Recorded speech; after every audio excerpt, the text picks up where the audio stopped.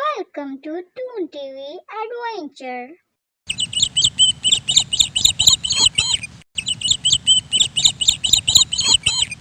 एक दफ़ा का जिक्र है कि एक कुत्ता जो सुबह से भूखा था, वो खुराक की तलाश में यहाँ से वहाँ चक्कर काट रहा था, मगर फिर भी उसे खाने के लिए कुछ भी ना मिला।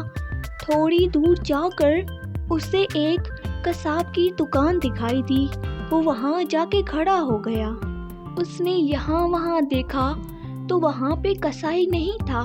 उसने सोचा कि क्यों न वो वहाँ से गोश्त का टुकड़ा उठा ले, उसे खा ले। और जब उसने देखा कि कसाई वहाँ मौजूद नहीं था और ना दूर दूर तक वो दिखाई दे रहा था, तो उसने आगे बढ़ के कसाई यहाँ वहाँ तो कहीं भी दिखाई नहीं दे रहा। ऐसा करता हूँ, यहाँ से एक गोश्त का टुकड़ा उठा ही लेता हूँ। दूर दूर से भी कहीं उसके आने के कोई निशान नहीं है। मुझे लगता है किसी काम से अचानक चला गया है। तो मैं ऐसे करता हूँ, अपनी भूख मिटा लेता हूँ। यहाँ से एक बड़ा सा टुकड़ा अपने मुंह में लेकर भाग जाता हूँ ताकि कुछ खा लूँ और मेरी भूख ख़त्म हो सके। सुबह से यहाँ से वहाँ घूम घूम कर मैं तो थक ही गया हूँ। कुछ खाने को नहीं मिल रहा था। शुक्र है कि अब खाने को मिल गया। ये सोचते ही कुत्ते ने वहाँ से एक गोश्त का टुकड़ा उठाया और जंगल की तरफ दौड़ पड़ा। वो ये सोच रहा था कि वो सुबह से मारा मारा फिर रहा था, मगर उसे कुछ भी खाने को नहीं मिल रहा था।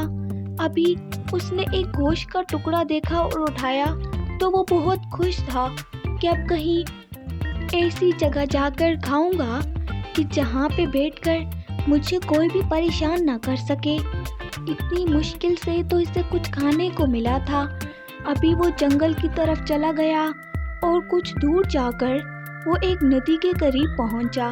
जब वो नदी के पास से गुजर रहा था तो उसने क्या देखा कि नदी में एक कुत्ता है जिसके मुंह में एक गोश्त का बड़ा सा टुकड़ा है। कुत्ते के मुंह में पानी आ गया कि अगर वो इस दूसरे कुत्ते से भी ये गोश्त का टुकड़ा छीन ले तो इसके पास बहुत सारा गोश्त हो सकता है और वो पेट भर के आराम से ये खा सकता है और रात तक उसे किसी भी खाने की ज़रूरत नहीं होगी। ऐसा करता हूँ, इस दूसरे कुत्ते से भी इसका ये गोश्त का टुकड़ा छीन लेता हूँ ताकि ये दोनों जब मैं खा लूँ तो मुझे और कुछ भी खाना ना पड़े। देखो तो इसके पास भी मेरे इस गोश्त के जितना गोश्त का टुकड़ा है। ऐसा करता हूँ, ज़ोर ज़ोर से भौंकना शुरू कर देता हूँ और ये डर के मारे अपना ये गोश्त का टुकड़ा यहीं पर छोड़कर भाग जाएगा। तो मैं इसका भी ये गोश्त का टुकड़ा खा लूँगा और मेरा तो पेट बहुत भर जाएगा। रात तक मैं आराम से रह लूँगा। चलो अब भौंकना शुरू करता हूँ, ये यहाँ से भाग ही न जाए।